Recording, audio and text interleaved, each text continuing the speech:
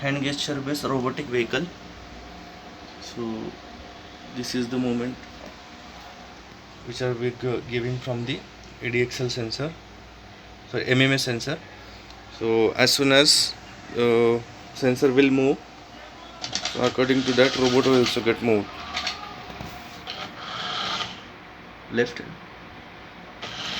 right,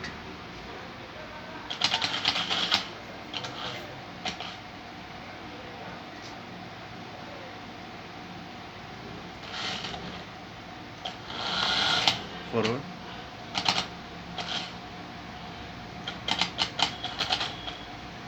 right, right, right. Okay, right, okay.